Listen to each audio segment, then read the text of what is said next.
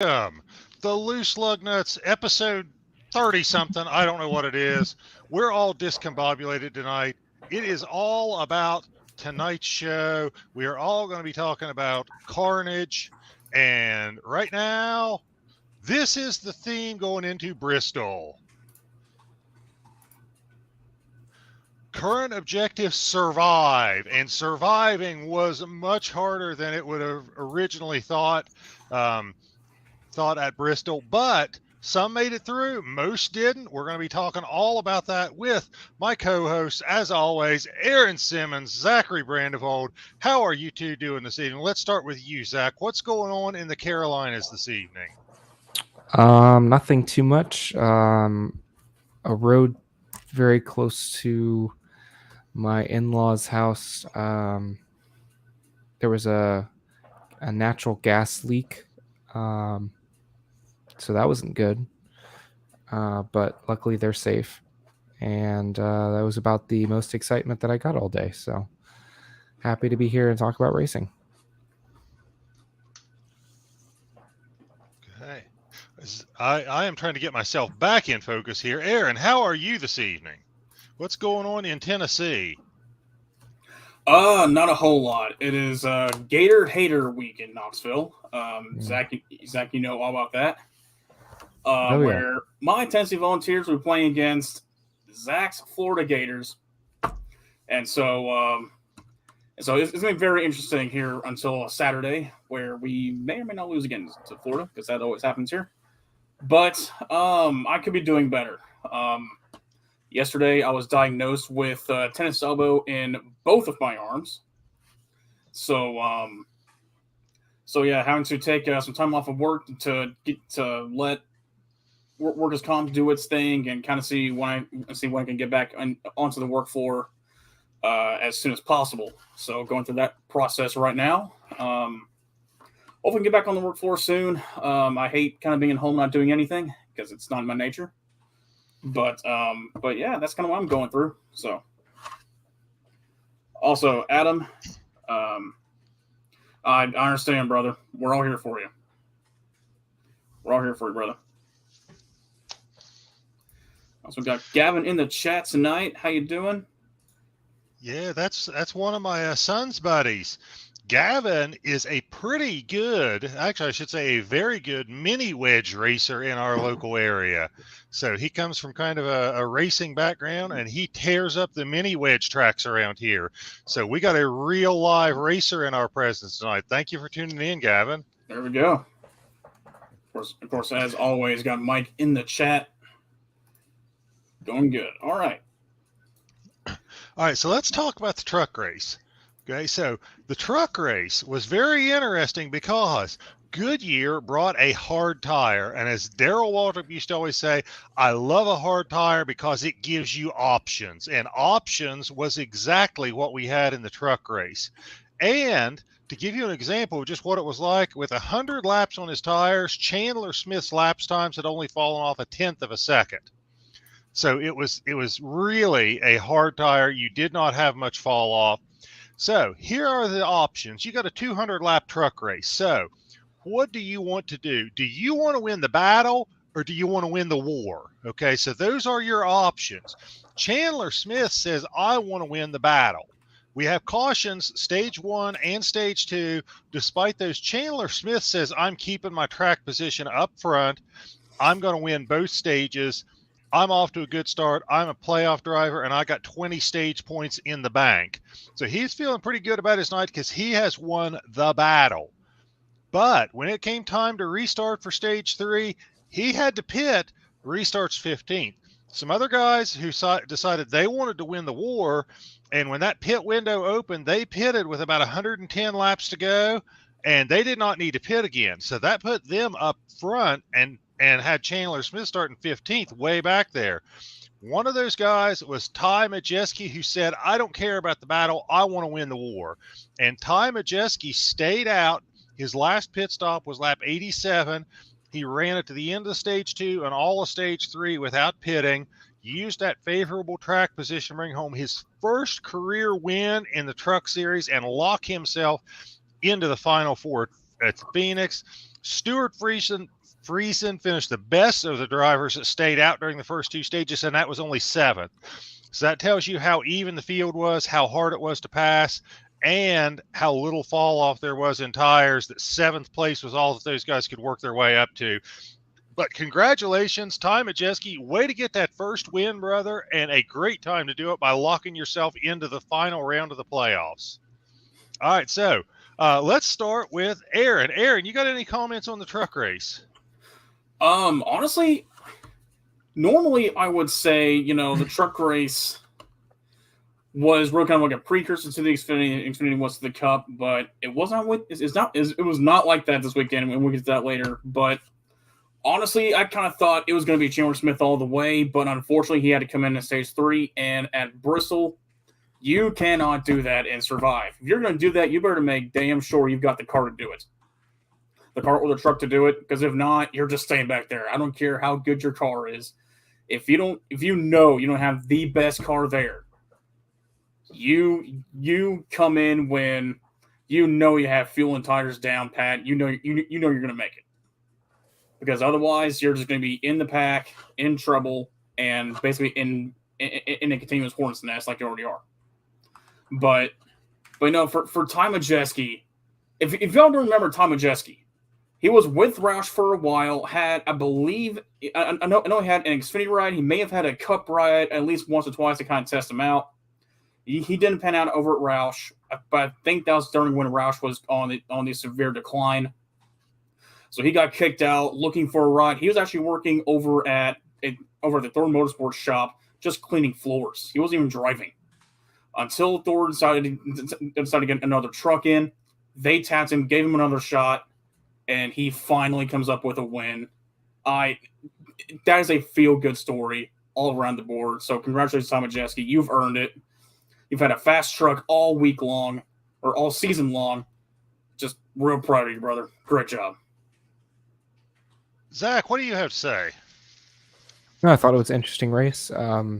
Congratulations for Ty Majeski. I do remember when he raced at Roush. I thought he had some pretty good raw talent. So I'm glad that he got his chance to shine again. I knew this was going to happen sooner or later. When you look at his results and the way he has run, especially when the playoffs started, it seems like the team and especially Ty really turned it on. And I thought that it was only a matter of time. When you look at IRP and how well he did there, like I said, I think it was only a matter of time for them and that team. So good for them. And they get to advance. Looking forward to seeing how their championship run unfolds. But I thought it was an okay race. I wish the top lane came in a little bit more. Unfortunately, it was just ride the bottom and finish where you started kind of night. So not a great look in my opinion, but it is what it is. Hopefully the Truck Series looks at it and tries to change something for next season. I mean, to be fair, Bristol has, in its history, always been a bottom feeder track. It always has been, up until more recently where it's not. So I kind of thought, the trucks may have just gotten all that PJ1 from the bottom and kind of used it up until the Xfinity and Cup Series basically had no other choice but to find somewhere else. But I thought Truck Race was pretty much a last blast from the past from Bristol. And so that's kind of why I thought of it, but I enjoyed it. All right, so we had a hard tire, we had pit strategy, we had kind of a tight running field where there was minimal fall off in the tires. That was the truck race. We get to the Xfinity race, and the Xfinity race, man, we had a little bit of a different show. It looked like in the Xfinity race it was going to be Noah Gragson versus Ty Gibbs. Those two looked like they were the best cars for most of the night. To me, I thought that's what we were going to see. It looked like they were going to have a battle to the end. We get to stage 3, and Sheldon Creed says, I'm going all in, okay? He's got to win to get in the playoffs. He decides to stay out for track position. has the lead and is fighting like crazy to keep it. He has got Ty Gibbs behind him. He has got Noah Gragson right behind him, and he is fighting like crazy to hold on to that lead. They get into a turn.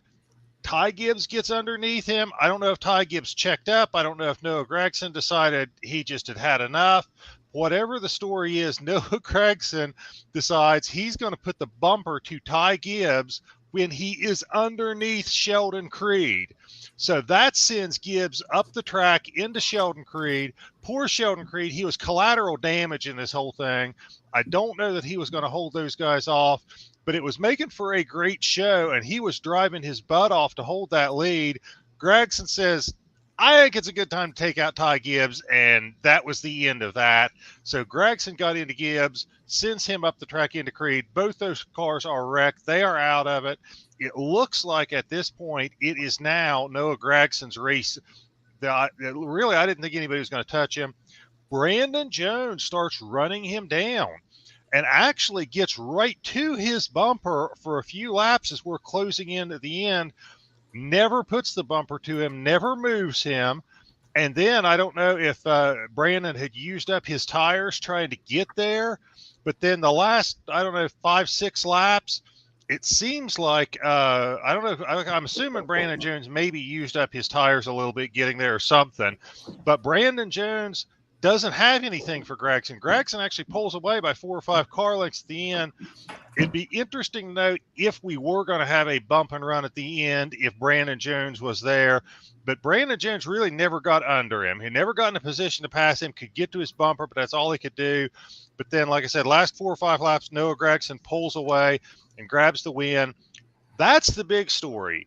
The heartbreak story, and whether you want to call it a heartbreak story or whether you just want to call it a great big mistake, the final caution inside of 50 laps to go, maybe about closer to 30, Noah Gragson stays out on tires, okay? Justin Allgaier comes in. When Allgaier dives to pit road, the third place car is way back behind several lap cars. He has got to be 7-8 seconds behind Justin Allgaier coming onto pit road. So Justin Allgaier's coming onto pit road with nobody behind him, and he speeds. He was in second place. He was the best chance of someone beating Noah Gragson, and with no one literally within 20 car lengths of him on the entrance to pit road under caution, he speeds. That puts him at the back of the pack and ruins his chances to win. It would have been interesting to see what he could do. You can call that a heartbreak story. You can call it just a foolish penalty to do that with less than with nobody, literally nobody even in your rear view mirror. So he was in no danger of losing track position. But that was kind of, I think, an overlooked story in the Xfinity race is the pit road speeding penalty on the last caution that took him out of contention. We started with Aaron last time. Zach, what do you think about the Xfinity race? Yeah. Well, first of all, Gragson, in my opinion, really came on these towards the back end of the season. He really showed his Flex Junior Motorsports muscle. He won four out of the last 8 races of the season, regular season, and 3 in a row these past 3 weeks to get the championship lead, regular season championship lead. And I think he's by far clear and favorite to win the championship for Xfinity Championship this season. But, the contact between Gragson and Gibbs, we're going to have to see what Gibbs does about that. If anything, it is sad to me that it ended up taking out a competitor in Creed, who I thought was having a pretty good race and possibly a real contender for the win there. But, Gragson has shown his cards pretty much all season. He doesn't let up, and he will make those moves, and he's not afraid to make those moves early in the race. And I think that's similar to Ty Gibbs as well. We saw early in the season being impatient, and it could be seen as Gragson just giving Ty a little bit taste of his own medicine from earlier in the season. But we're going to have to see how that all plays out. I do think that these are 2 championship favorites. So the fact that heading into the final season with the regular season championship on the line, they both get into each other. I think it's kind of poetic, but overall, I thought it was a good race. And to your point about Allgaier, just that was a stupid mistake, and it happens sometimes. But I don't think you can put any blame on other than himself, and I'm sure he is hitting himself pretty hard about that one because he had the speed there, especially late. All right, Aaron, what do you have to say about the Xfinity race? 2 things. Well, actually 3 things. One, remember how I said kind of the truck race was kind of more of a throwback to the way Bristol used to race? The Xfinity was kind of like a good mixture of both. You saw people, the inside line was kind of more of the preferred line, but you could use the outside line if you really need to pass somebody. So I thought that was like a really good mix of racing and kind of strategy, and then I was having to really search for the grip. So I thought that was really cool and kind of really fascinating way that these drivers were trying to race. Number 2, of course, Sheldon Creed. God bless him, man. I mean, he has to feel gut wrenched right now because there was nothing he could do. There was absolutely nothing he could do in that situation when he got taken out by I guess, Gregson. But yeah, he was trying to race hard, trying to get his way into the playoffs, but ultimately it wasn't. Ultimately, fate just did not want him in the playoffs, which is unfortunate. I think he could have made a lot of noise in the playoffs, but still, I mean, I guess the third thing, I think we talked about last week, where Jeremy Clemens got his his penalty, I guess reversed, where he can keep his win and lock himself into the playoffs. Well, that pretty much knocked down Landon Castle and Ryan Seeley to where they basically have to kind of race their way into the playoffs, or at least try to get a win in the playoffs. And so I thought that was a great little sub story going to Bristol. But number 4, I'm going to show this, and I am just appalled by Noah. I mean, he is showing his true colors, but good Lord, man. And yes, that is Noah Gregson at a Waffle House cutting a waffle with the SOAR trophy. There is a video with this. Is that how gladiators celebrated after a victory at the Coliseum? I guess so. Hang on, I'm going to refresh this. Okay, come on. It's kind of like skip ahead here.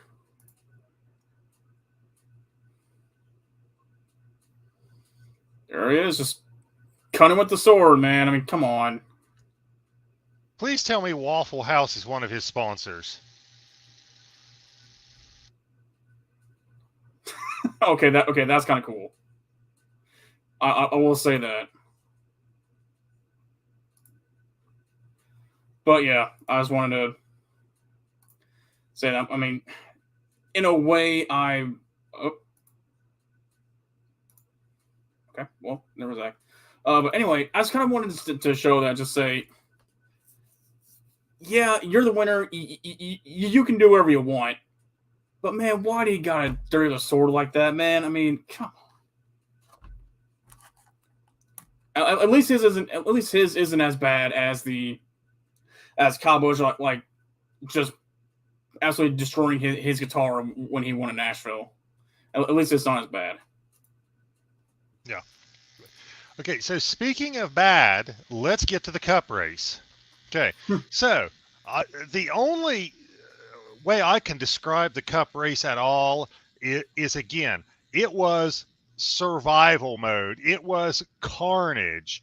Okay, that's the only way I can use to describe it. Okay, it was, by my count, there were 23 drivers that had problems, 12 playoff drivers. Okay, Suarez, Bowman, Dillon, Reddick, all involved in a crash on the restart when Suarez's car gets loose. Cendrick, Hamlin, Logano, Blaney had flat right front tires. Not to be outdone by the rest of the playoff drivers, Blaney had 2 flat right front tires. Christopher Bell decides to be different. He has a right rear go flat. Kevin Harvick had what I'm going to call a lug nut failure, and Kyle Busch has an engine blow up. So you read the list of carnage, it's like, I don't know if anybody's in the holiday spirit or not yet, but it's like the 12 days of Christmas.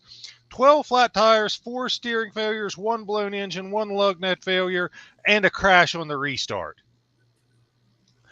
23 different drivers.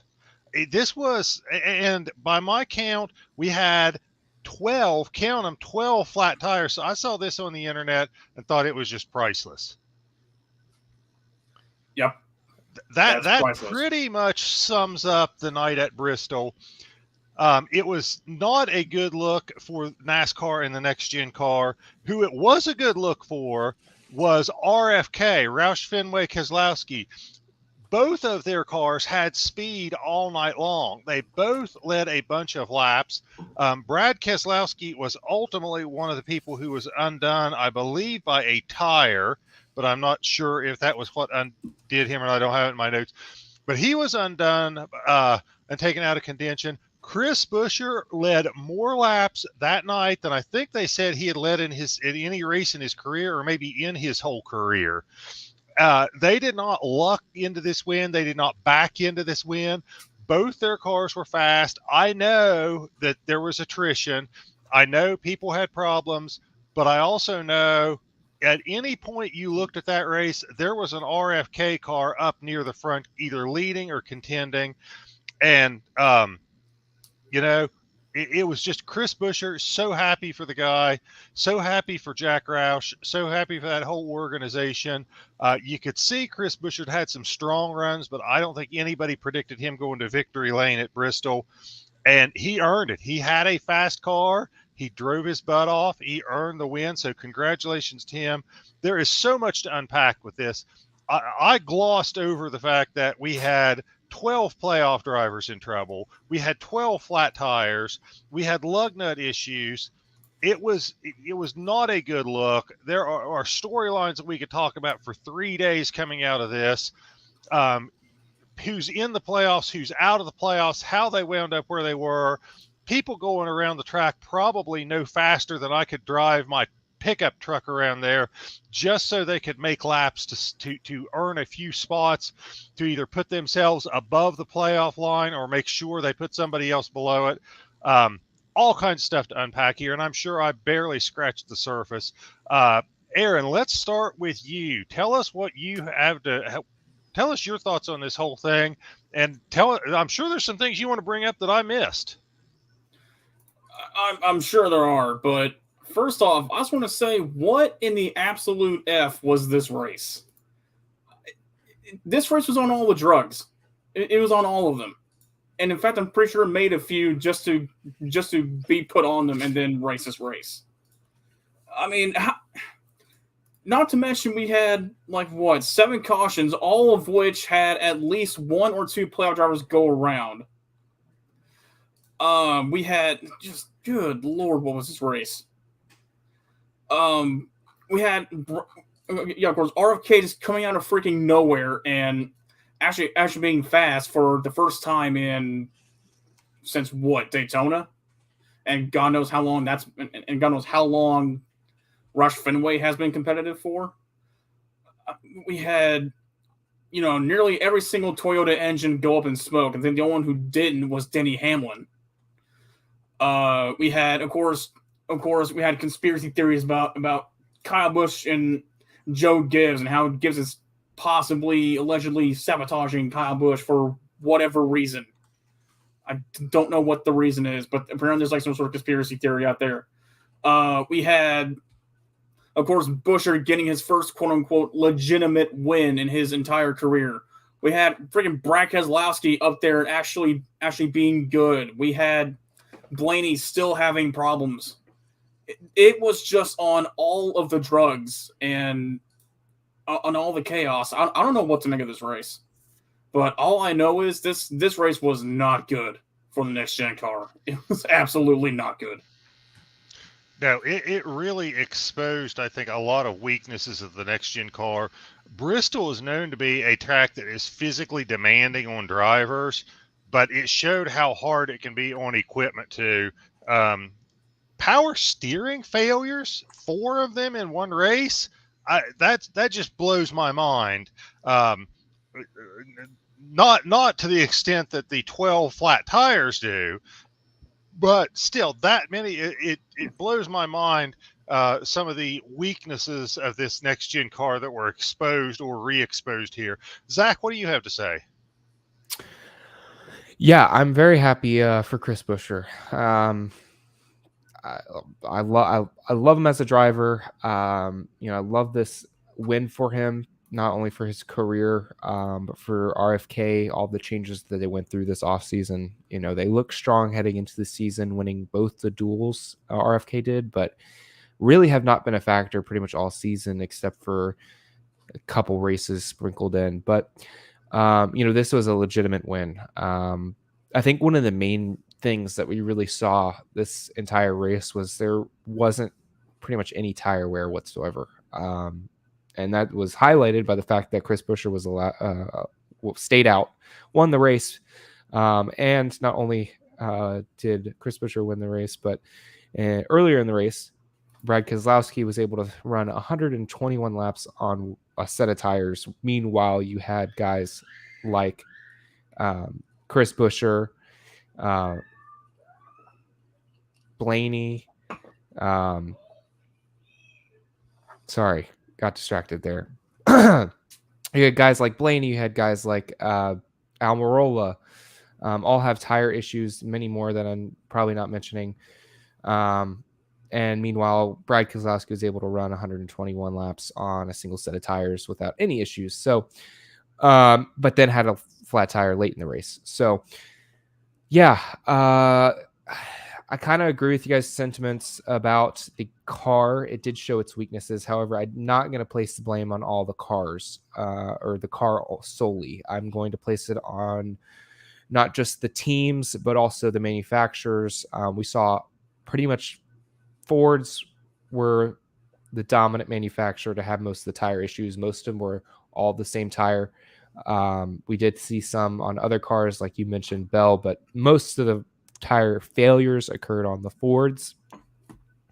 When you look at the power steering issues, most of those occurred on the Toyotas. I'm not sure of any that occurred on other manufacturers. And of course, you had other issues like Kyle Busch as well. But yeah, I think there's a multitude of factors that go into it. And when you look at it, this is one of the only races that, Bristol is unique in it of itself. It's a lot like Dover, but, not a lot like Dover, if that makes sense. It's a pretty unique track. And, I think if this was a race where you can't really prepare for, as far as you're not going to get a trial run as far as testing out the car and seeing what it does until you get to the race, right? So we did Bristol dirt, and this was the first one on concrete, and I think it needed to happen because it needed to highlight some of these things, but not just with the car itself, but with the teams and the setup changes that some of these teams brought. But overall, I think it was a good race. It brought the kind of chaos I think that Bristol Bristol has and NASCAR wanted to have for a cutoff race. But we'll see what the teams, what the NASCAR sanctioning body does with this information, and see how they fix it for the future.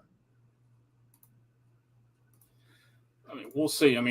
This race certainly did bring out the chaos, but from the fans' reactions to drivers' reactions to everything else, I don't think it was the right chaos that they wanted.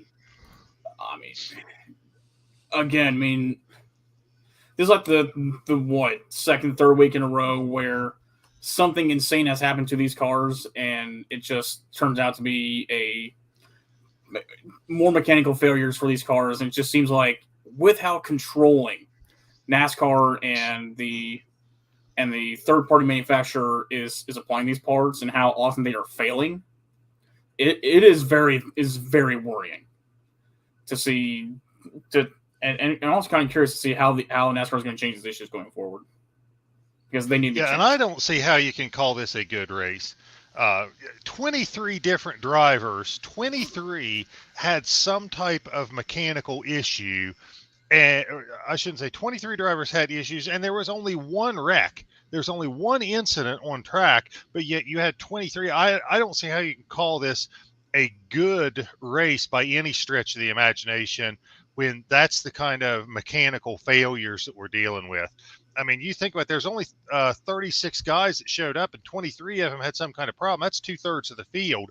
That's not a good look for NASCAR. I know everybody wants chaos and excitement, but I don't see how you can say there's much good about this race at all if you look at the overall package, other than maybe the feel-good story of Chris Buescher getting in, and the whole playoff scenario with who was above the line and who was below it. It had absolutely nothing to do with who had the best car or who was running the best race. It was just, when did your mechanical failure happen? Did you get any stage points before it? How late in the run was it? Could you come back to pass a few cars? I mean, it was by no means guys out there racing for the last spot. I have very little good to say about this race at all. Yeah. It was like Bristol didn't even have to do anything. It just let NASCAR trip over themselves to create chaos. Yep. I mean, they got a lot to learn here. And, ultimately, NASCAR is out of time. If they wanted to make any changes, it really just needed to happen. As far as if they wanted to, change the philosophy of the car and stuff, that's not going to happen for next year. So they got to work with what they have. So hopefully they work with some of these manufacturers, and we do see some improvement being made as far as reliability stuff. The stuff that they did after Harvick's issue at Darlington, that they are trying to head in the right direction there. I mean, with any new car, you're going to have these types of issues. Let's just hope they're not lingering issues heading into next season. We can only hope, because this is getting ridiculous. Absolutely is. Right, Zach, I was muted. Zach, let's move on to the news. Take us through our news stories. Sure. So let's see here. JGR is going to swap the crews for the 11 team and the 18 team at Texas. While Denny Hamlin is still in the playoffs, Kyle Busch is not. And so they're going to switch pit crews. What are you guys' thoughts on this? Aaron, let's start with you. Honestly, not surprised. I mean, we've seen this before throughout the years where you have a teammate who's out of the playoffs, but their pit crew is doing significantly better versus a guy who's in the playoffs and his pit crew is absolutely garbage. Honestly, I think this kind of really started when back in 2010 when Chad Canales made a very gutsy call to swap his pit crew with Jeff Gordon, who at that time was already wrecked and is out and is basically out of the race, or out of contention to win the race, and just swap the pit crews mid-race. And I think ever since then, in that year, it worked for Jimmy Johnson. He went on it and got championship that way. And so I think teams are now really starting to notice that and just say, hey, so let's swap pit crews, because ours is doing bad, yours is doing good. You have nothing to race for. Let's just go ahead and swap. And so I'm not surprised. I mean, Denny's pit crew, for some odd reason, has been awful as of late. At one point, they had one of the best pit crews in all of NASCAR, period, hands down. And now they're not. So I think this is a good strategy move by Joe Gibbs to swap those pit crews and hopefully get Denny his first championship. What about you, Tom? Similar thoughts there, and this is a typical move. If you've got a multi-car team and somebody's out of the playoffs and they've got a better pit crew than one of your teams that are in, you swap those out. Not a surprise. You kind of work your way down to when you only have 4 or 3 or 2 or 1. You kind of assemble an all-star team for whatever you got left. So kind of almost a non-news story to me. Yeah. 18 is not in the playoffs.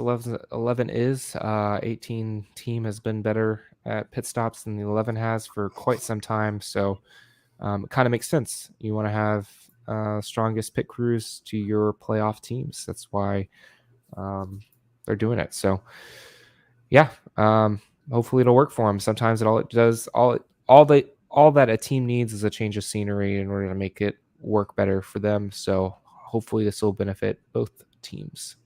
But moving right along, top NASCAR official comments on next-gen issues after Bristol, quote, "But honestly, no excuse. But, with the newness of this car and the newness of everything, I think that it's not acceptable to have problems, but it's probably part of the learning process for us all. All the teams and OEMs were involved in the request for proposal process when we chose the parts, so everyone has a stake in this. And it's not just NASCAR choosing quote unquote crappy parts." What are your thoughts on this, Tom? Let's start with you. I'm getting really tired of NASCAR officials coming out here explaining why we have part failures every week. I'd really like to see it get fixed so we could have good racing. I also think this is deflecting the blame and trying to make it everybody's fault. I'm sorry, NASCAR. It's on you. It's your fault. You put the next gen car out there. You have the final say. You have a rule book that is probably 2 feet thick. You're the one responsible for this. Don't say, oh, all the teams and all the manufacturers had a say in the RFP. No, you're running this show. It's your series. You're making the final decision. It's on you. It's not on anybody else. Believe me, if Rodney Childers was designing how this car was built, Kevin Harvick's would not have caught on fire. If Chad Knaus was designing this car, we wouldn't have had 12 flat tires. It's on you, NASCAR. Step up, take responsibility for it, and stop trying to pass the blame to everybody else. It's your fault. You got a crappy car out there, and now you're making crappy excuses. What about you, Aaron? Yeah, I fully agree. It's NASCAR just trying to deflect the blame and take as little blame as possible. I mean, yeah, well, these parts may be crappy, but we're all together here. It's everybody's responsibility. Is it? I mean, technically, the teams have no part in this. They get the parts, they put them on the car. That's their only responsibility there. It is NASCAR's responsibility to make sure the parts get there. It is the manufacturer's parts fault here for making better parts. That's it. The teams have absolutely no stake in what parts go in the car now. You as an organization removed their responsibility from the teams and gave it to somebody else. So as far as I'm concerned, that's their problem and that's your problem for NASCAR. The teams have no problem, have no issue with this. And their issue is that they're getting crappy parts that don't work. And I love how Scott Miller is also going into, well, it's a brand new car. We're trying to learn this. You spent 2 years working on this car. What part of that 2 years have you not tested the reliability of this engine? Is this the motorsports games all over again? Where, we spent 2 years making this great game, and when we released it, it turns out it's absolute crap. We don't know what went wrong.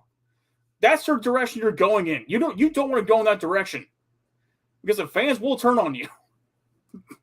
Just asking motorsports games what happens when when they do the same damn thing. What the hell are you doing? All I'm saying, NASCAR, is y'all better fix this, or NASCAR is going to be a dead sport here very soon. Yes. at some point, NASCAR does have to take some responsibility, or most of the responsibility for this, in my opinion. When you look at it, it seemed like heading into the season, with all the issues that we kept hearing over testing, and most of them were probably structural and the way the car raced. But also, there were some comments from the teams about issues getting supplies in. I don't think it's a surprise that heading into the season, we still had these issues. But if we're already heading into the playoffs and we still have these issues with reliability, teams not being able to get the parts that they need, then yeah, it does say a lot about the new car and the lack of proper planning. So, I mean, when you look at it, these same issues also happened with the car of tomorrow back in 2008, which I think was probably one of the most biggest, or the biggest change in recent memory for these types of things. So let's just hope that they learn from their past mistakes and get it right for next year. But we shall see. Moving right along. Let's see here.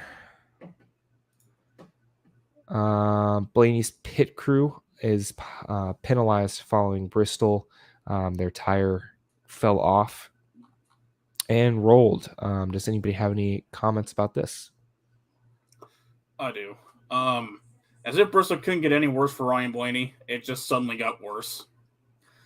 I mean, Blaney was the first victim of Bristol now, where if I remember right, I think he finished dead last, if I'm remembering correctly.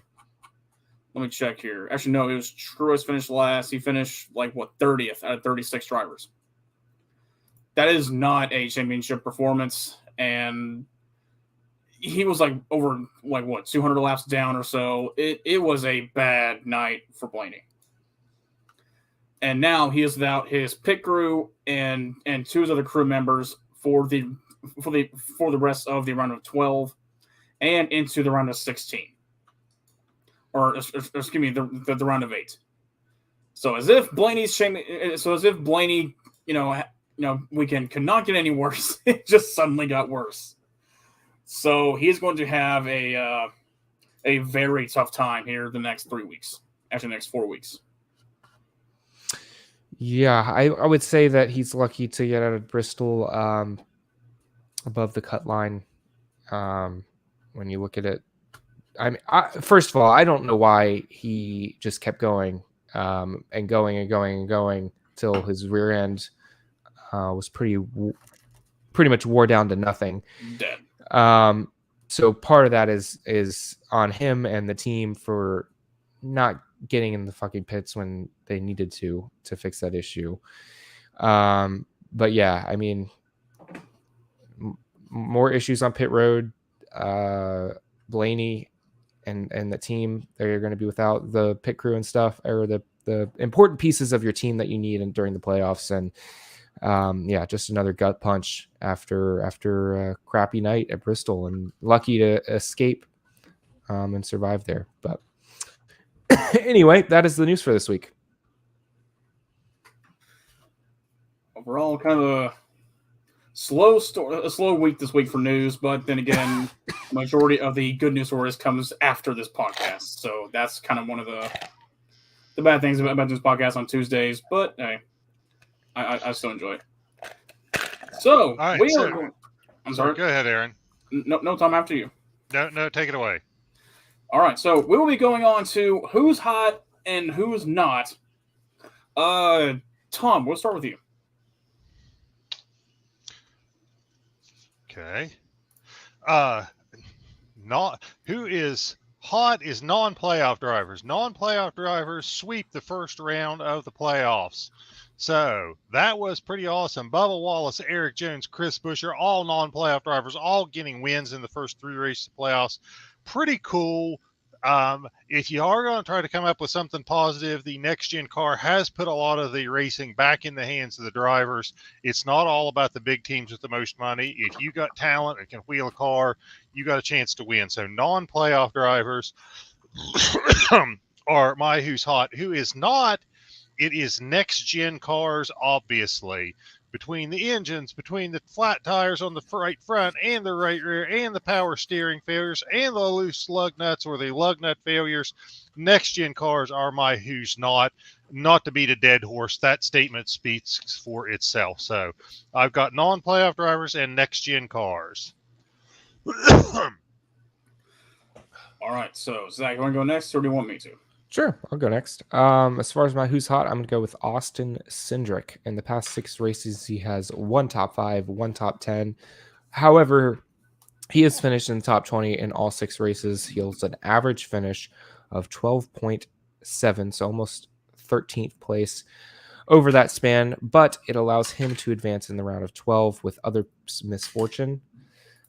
So, pretty solid round of 16 for Austin Cendrick, and he's kind of on a roll right now when you look at it. I think the 3rd best average finish over at all full-time drivers over the past 6 races. So hopefully he can keep that momentum as we head into what looks like a favorable round of 12 for him.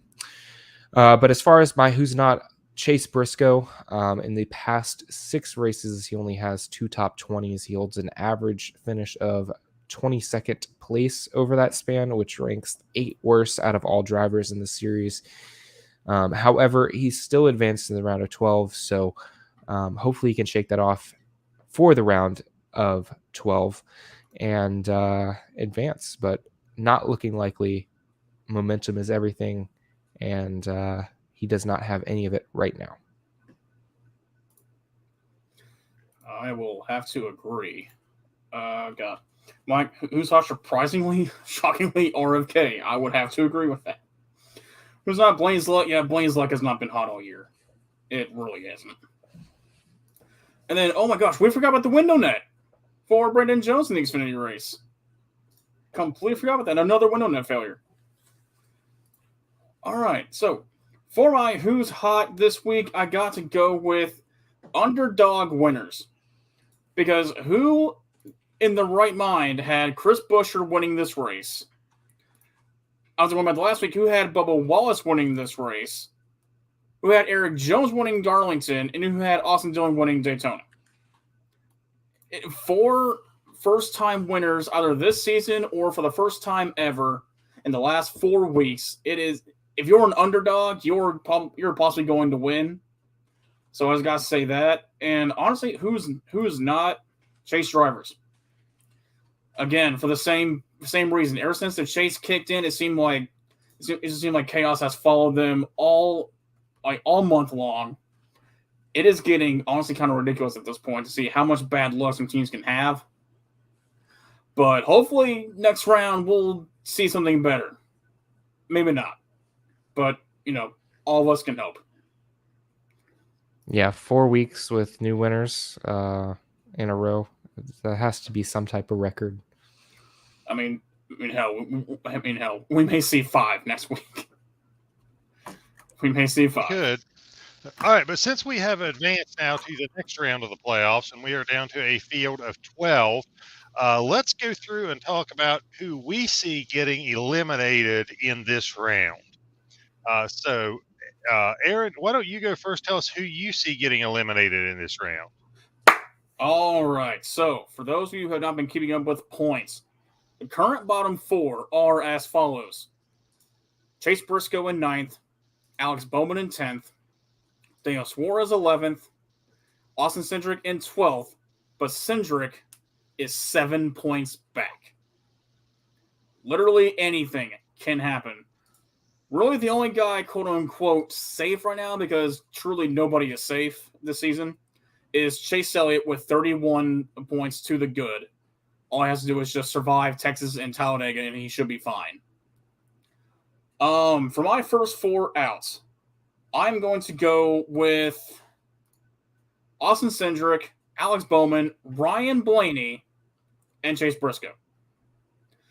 Cendrick, even though he somehow survived the first round, even though I gave him absolutely no shot of winning or getting by the first round, he got by the skin of his teeth. And so I do not see him doing it again in the round of 12. Bowman, he's shown some speed at Kansas, but that was just for one race. Bristol, he really wasn't there for most of it. Briscoe, kind of again, he showed a little bit of speed at Bristol, but not really enough to give me some confidence. Everyone else has shown at least a little bit of speed, or at least just survived enough to get by. But then Ryan Blaney, man, I don't want to put Blaney in here. I truly don't. But I honestly do not see him advancing into the next round. With as much bad luck as that team has had, and for as early as they got knocked out at Bristol, I don't see them making it. Yes, there are tracks that have suited him, but again, with all these mechanical failures going on right now, who knows before he's up in the lead and he just busts an engine, or he gets a flat tire, or something mechanically goes wrong, or it rains again. Even the leaders have not been safe from themselves this season, and so even if Blaney is out by like a 10-second lead at Texas or Talladega or wherever, he's still not safe. And so I got to put Blaney on this list. I don't want to, but I have to. So I truly do not see him going in. All right. I guess I will go next. As far as my 4 out, I'm going to go with Briscoe. He has just not been strong.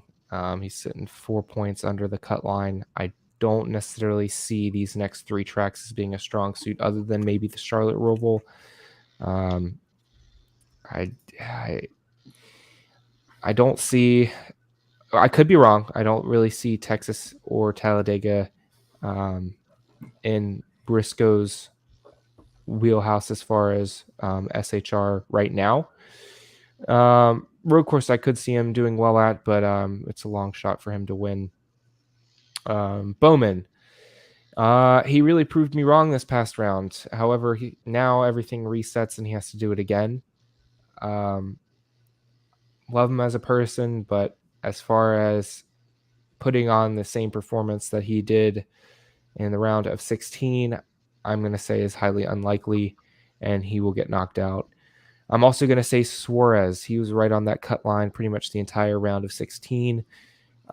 Getting past Talladega and, frankly, Texas is going to be somewhat hard for him, in my opinion, based off of earlier results this season.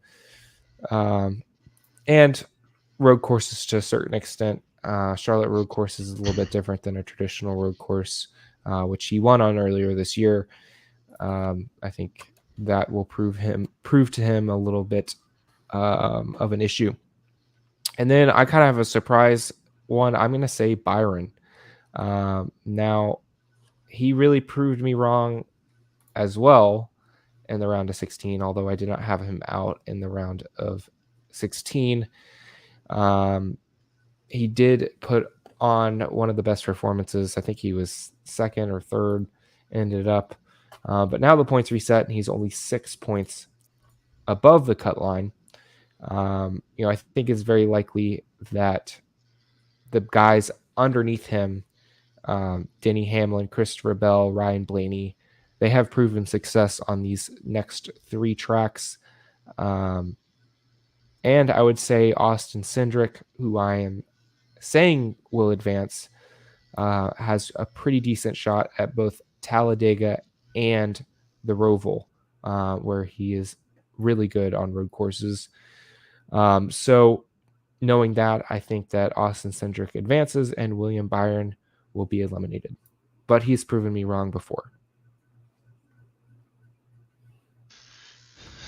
I'm kind of basically going to follow the same logic. I don't think Briscoe advanced. I don't think any of us have him going any further. Alex Bowman, I'm sorry, but when they interviewed him at Bristol after the crash, that's the most TV time he's gotten all summer. Okay. I don't know what's happened over there, but while the other Hendrick guys have had a pretty solid summer run, Bowman is nowhere to be found. Cendrick hasn't shown me much, and I don't think he's going to.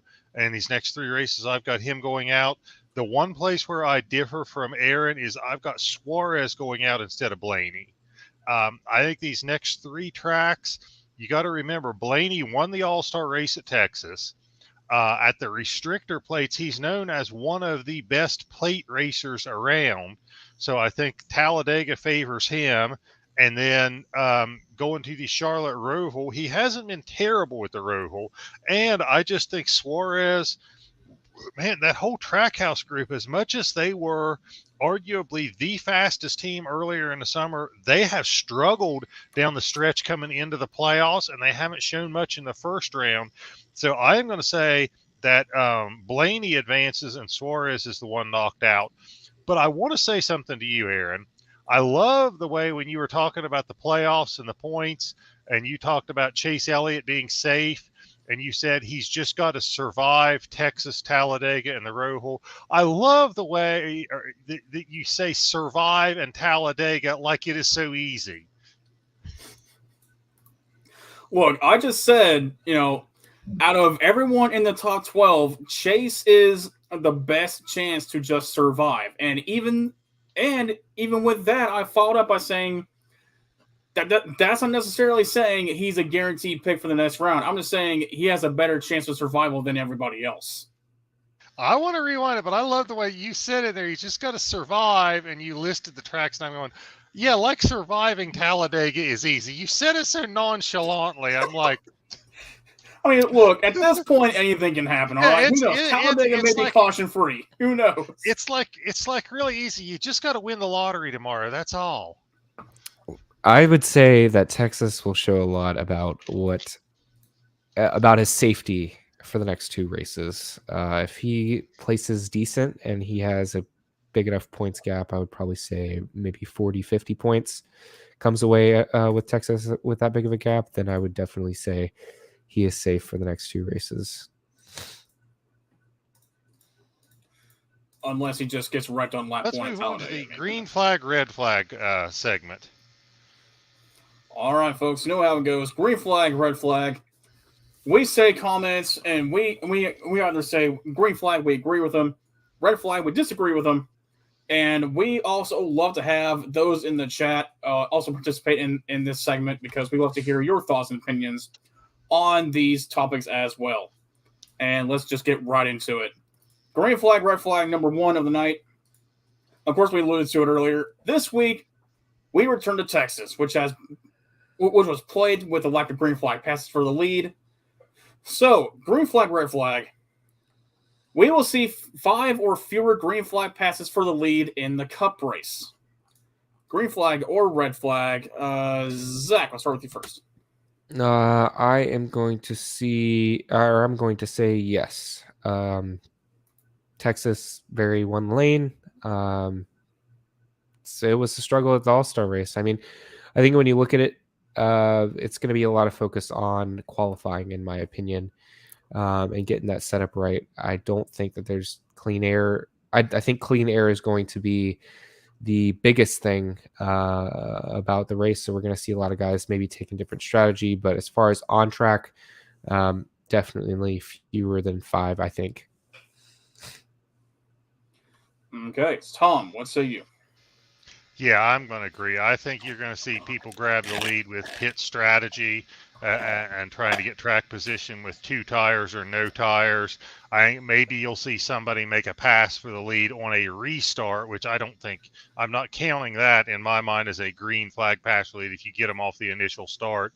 But I'm saying we're going to have fewer than 5 passes for the lead under the green flag at Texas this weekend, which I think is pathetic. But I'm going green. I don't know what that is, red flag or green flag, but I'm saying it's fewer than 5. Yeah, yes. So that will be green flag. Saying yes. I will have to by my all judgy powers, I will have to also say green flag. The All-Star race was a complete and utter mess, and Texas has not gotten any better in the past few months.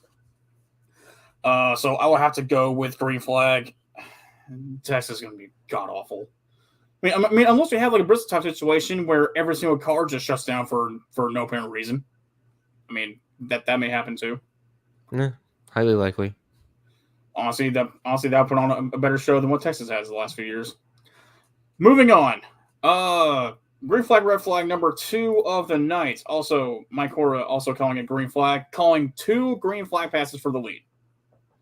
Honestly, he may be on the money. Okay, if we're going to track this next week, if the leader like blows a right front tire or something like that, that does not count. If you pass them because they blew a tire while leading, that should not count. I agree. Okay. No mechanical failures, no tire being down, a legit pass for the lead. Which I don't think that pen is going to be used awful lot. Anyway, moving on to number 2 of the night. RFK Racing gets another win before the season is over. Green flag or red flag? Tom, we'll start with you first. I think they run well, but I'm going to say red flag. I think we're going to get down to the end here. We're down to 6, 7 races to go, and you're going to start getting to the point where teams are going to say, okay, I ran this car at a short track, at an intermediate, at a super speedway, at wherever early in the year. This was my best car for that track, and I've put it in the corner of the garage and not touched it until the playoffs. So I think you're going to start seeing some of these bigger teams roll out their best equipment that they have been saving for maybe these last 5, 6 races. So I think you're going to see some of them start to return to dominance, and we're going to see some of the bigger teams win. I think RFK runs well, but I don't think that they get a win. If they were to get one, I would say it is going to be Chris Buescher, and it is going to be at the Roval. And if you can give me just a second, I will explain to you why. But I may not be able to get there. So anyway, go ahead on to Zach. Sorry. All right, Zach. RFK gets another win before the season's over. I'm going to say red flag.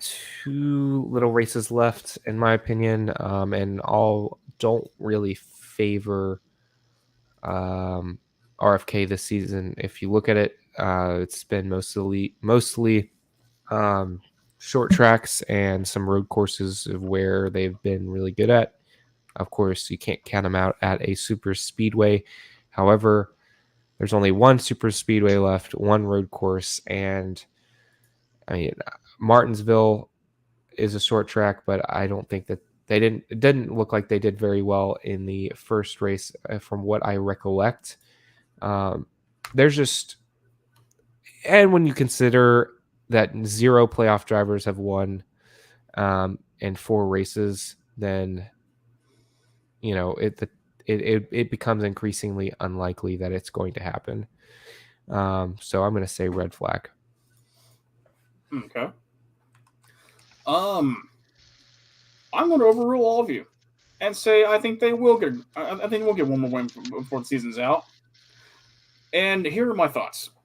Number 1, Brad Keselowski and Talladega. For some reason, they just have a good connection with each other. And it seems like Brad Keselowski always comes alive during the fall Talladega race. For whatever reason, if he needs a win and is at Talladega, he will get it done. And of course, they've been really strong on super speedways. This year, and especially with that win at Bristol, I think they finally got a spark and got some momentum going their way, which they desperately needed. And so I think they're going to put on a performance the next few weeks. I don't think they're going to win it at Texas, but Talladega, watch out for them. Charlotte Roval, watch out for them, because Buescher has shown himself to be a good road course racer. But yeah, I really think those 2 tracks are going to be their best shot at getting one more win for the season. But I think they do. And of course, I'm kind of going on the chaos mod for this season, because everything just is completely screwed up. Where the numbers show that they can do this, but it's someone way out in left field that somehow gets the win. And so with that in mind, I'm going green flag. They will get a win this season. And if I had to call it, I'm going to say Brad K. at Talladega. That's going to be my thoughts. So I want to go back. I found my numbers. Chris Buescher, 2nd, 6th, 9th, and 10th at 4 road courses this year. So that's why I'm saying if it happens, and I don't think it will be the Charlotte Roval with Chris Buescher. Yep, I'll absolutely agree with that. All right, so green flag, red flag, number 3 of the night. Non-playoff drivers will win at least one of the races in the round of 12. Green flag or red flag? Zach, we'll go with you. I'm going to say red flag. I don't see it happening. The only person that I could realistically see that happening with is with Martin Truex Jr. at this point. However, wait. Now I think you've tricked me. Hold on.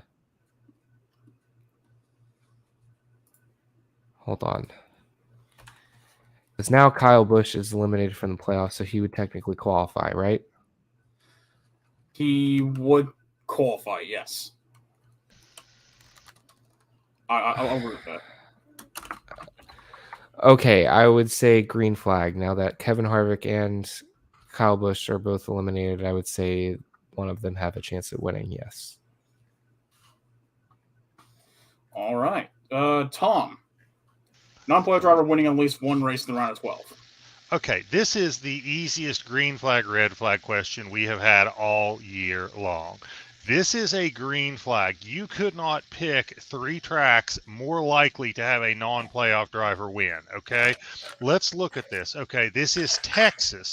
If we learned anything from the All-Star race, we learned that clean air rules. I could take my mom's 2003 Chevy Malibu with a 4-cylinder and put it out front, and if I had clean air, I might be able to win the race, okay? So you've got Texas with its whatever goes on with the aero there and the clean air, that it is anybody's race. All you got to do is get out front. You could have a 25th place car with 50 lap older tires, but if you get clean air, you could win. That favors the underdogs and a non-playoff driver. You've got Talladega, which we know anybody could win because it is a plate track. Then we go to the Charlotte Roval, and if there has been any place where we have seen non-playoff drivers do well, it's been road courses. You've seen Chris Buescher, you've seen Michael McDowell, you've seen AJ Allmendinger, you've seen non-playoff drivers. As much as non-playoff drivers have had great years, they have had their best showings overall at road courses. So you couldn't pick three tracks that more favor non-playoff drivers than the 3 we've got coming up here. I'm saying absolutely this is a green flag. A non-playoff driver will win one of these next 3 races. Okay, with that said, I will have to judge my verdict on the side of Tom here and say green flag on the basis of I pretty much already called this in the last question. I pretty much said that RK will get at least one more win before the season is done at Talladega or possibly the Charlotte Roval. I'm still sticking by that Brad K at Talladega. For some reason, the fall Talladega race is Brad K's bread and butter. I will say that, and also, I mean, even though I said Blaney is going to, in my predictions, be out of the round 12, he still very well could get a win. Martin Truex could very well get a win. Kyle Busch may screw around and somehow steal a race again. Just a whole lot of drivers that still could potentially get a win somehow, some way. And of course, there's always the possibility of a rain-shortened race at somewhere along the way. So I definitely think a non-player driver will win at least one race in the round 12. It could be at Texas. Who knows? And so that has been the... Oh, also, I have one more question for everybody. And this is kind of a new phenomenon that's going around, I guess, the Twitter landscape. green flag or red flag, are you buying into the conspiracy that Joe Gibbs Racing is intentionally sabotaging Kyle Busch? Green flag or red flag? Tom, we'll start with you. I'm saying red flag. This is a nice thing for people to talk about on the internet, but there's no substance to it. Sabotaging your own driver. Joe Gibbs would still get a chance to claim that trophy as his own. They'd still be able to show that trophy at the JGR headquarters. I don't know what they gain by sabotaging Kyle Busch. Not only that, it's not just maybe they have a bad relationship with Kyle Busch, but you've also got to remember you're sabotaging your own manufacturer in Toyota here, okay? You're sabotaging your sponsors, M&M's and Interstate Batteries, and I know M&M's is leaving, but you still got Interstate Batteries. You are sabotaging more than just the individual Kyle Busch if you engage in this behavior. So, no, I am not buying it at all. And if you were going to do it, I think it takes a lot of people involved in it, and I don't think they're all going to keep their mouths shut. So I am absolutely not buying it. This is a big red flag for me. Okay. Zach, what do you think? Yeah, when you look at it, the past 4 years, which is what the charter system is based on and how they value charters, how much they're worth, he finished 4th, 1st, 8th, 9th. This season, now the highest that he can finish in the manufacturer championship is, I think, 12th or no, 13th, I believe. Now that he has been eliminated, I'm not 100% certain on that, but either way, regardless, not a good look if you. I don't agree with it, so I'm going to say red flag, but because I don't think that you want your driver to, one, not be able to fight for a championship and incur all of the financial benefits that would incur, and also as well as the charter benefit of where your charter is going to finish at the end of the year and how that payout is going to work. So, I don't think Toyota, nor do I think Joe Gibbs Racing purposely did this at all. So I don't think there's any merit to that. Yeah, and I'll also have to to agree with both of you to say red flag. This has absolutely no merit to it whatsoever. I mean, just okay. So think about it for a second. Why would you intentionally sabotage one of your own drivers when he's already leaving at year's end? What are you to gain from this? What is there to gain from this? Okay, so let's say they are intentionally sabotaging Kyle Busch. Why? Why would they do this? Just to piss off Kyle Busch before it goes off to RCR? Just to try and make some statement that Busch is just saying, screw you, Joe Gibbs, I'm going to RCR because I don't think you can win anymore? What is there to gain from this? I mean, all you're doing is just ruining your team's your team's confidence. You're ruining your sponsorship obligations, and you're asking for Toyota to say no, we're going. That's all you're doing from this. That there's absolutely no reason why Joe Gibbs would ever do this, even though NASCAR has had a history of quote unquote rigging things in the past, and there's been some confirmed cases of NASCAR does rigging things. I seriously do not think Joe Gibbs would rig Kyle Busch's chances to not fight for a championship. It is complete BS. I'm going red flag. There's no merit to this. And that's been green flag and red flag. Mike, no. Just take the tinfoil off, man. There's nothing to see here. Just stop. All right, let's jump into our picks for Texas this week. So, Zach, we'll let you go first on this one.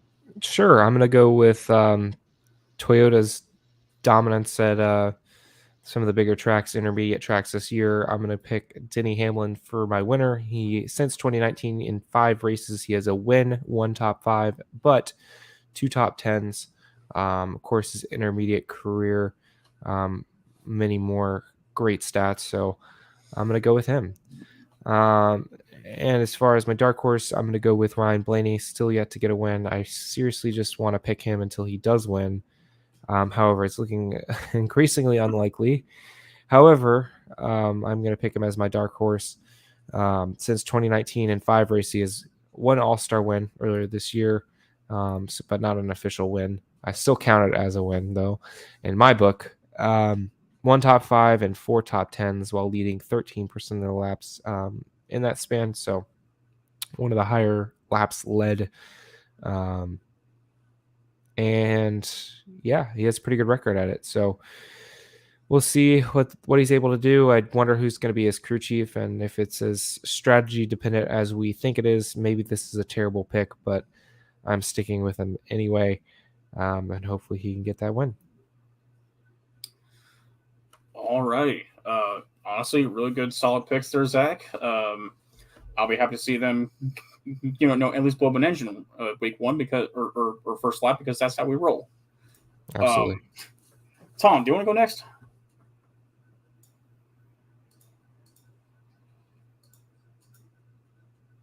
You're muted. Tom, you're muted, Tom. Sure. Let me get back to my notes here. The winner will be anybody who gets out in clean air. So can I make that my pick? Is that allowed? I don't think I can get away with that, can I?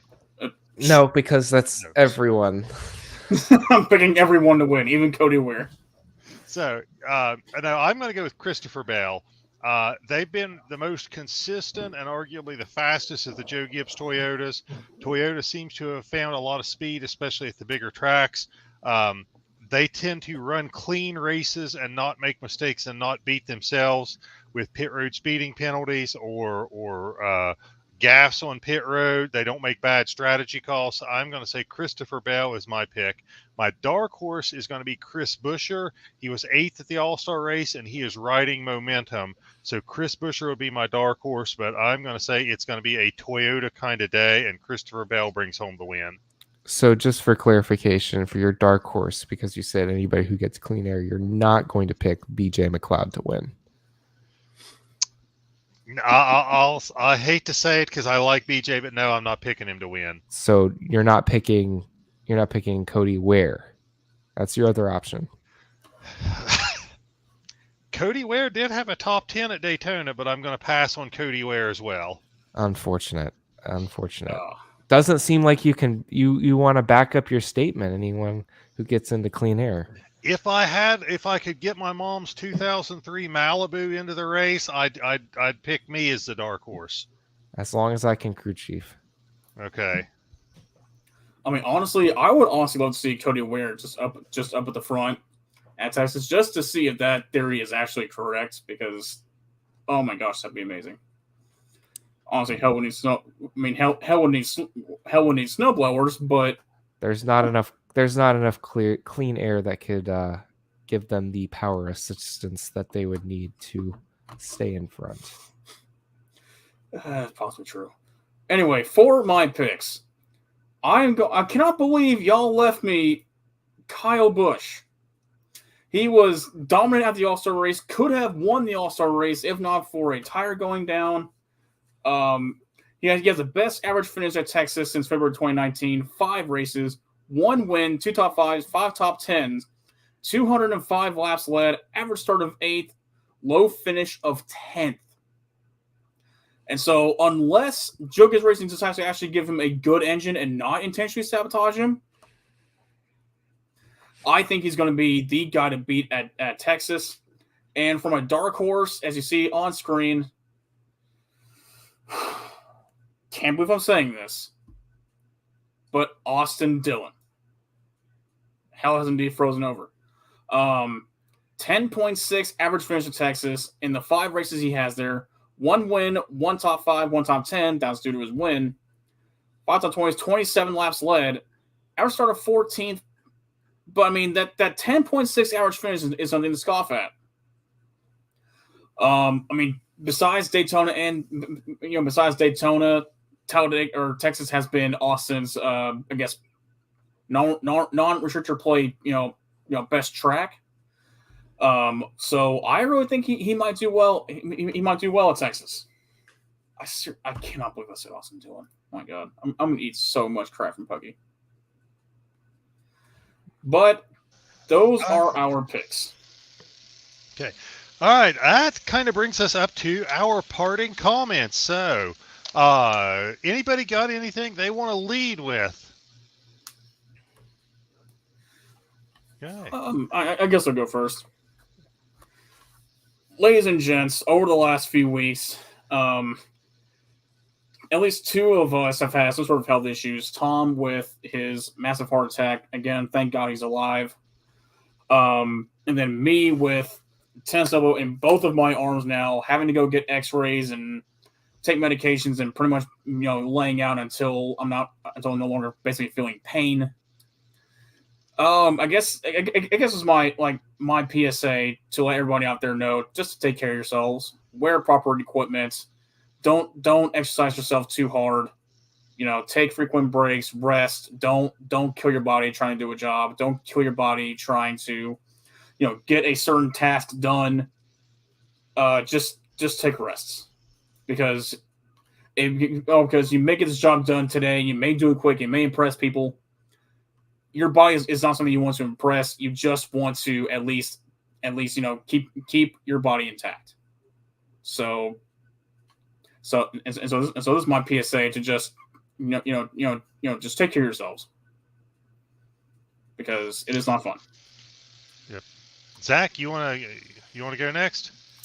No, I completely agree with you, Aaron, 100%. And yeah, definitely can't say enough about that. Parting comment. I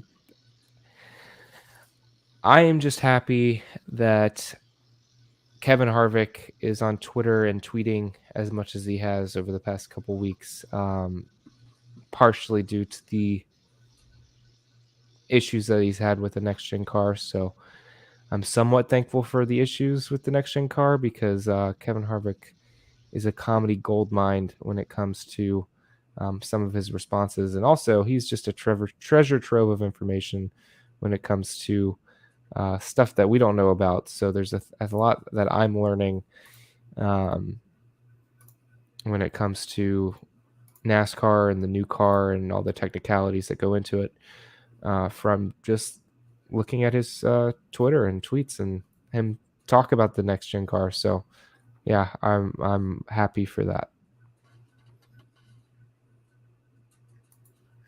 Okay. All right. I guess it is up to me, and I don't even know what a Furby is or why you would want or need to teach it to sing songs, but good for you, Mike, and your girlfriend. Way to go, man. Good job. I learned something new today. There we go. That's my white flag part 2. So, no, my parting comment would just be, I just want to give everybody a quick update. I am now coming up on, I think, 22 or 23 days. Let's see, today's 22 days since I had a heart attack. I am getting stronger day by day. I mean, I can literally feel it day by day. I'm enrolled in cardiac rehab. It seems to be going really well. I've started taking a big walk around my neighborhood and hitting all the streets of my housing plan, which is about a 2-mile walk, including a pretty big hill. Every night it seems like I do it faster. It got to the point it was getting too easy, so I started carrying a backpack and putting a 10-pound weight in it. But I can literally feel myself getting stronger every day. So things are going well with me. I appreciate everybody's thoughts and concerns, and just wanted to provide that quick update. So that's all I got. Well, glad to hear it, Tom. All right. Absolutely glad to hear it. Well, another successful podcast. Good to be with you guys.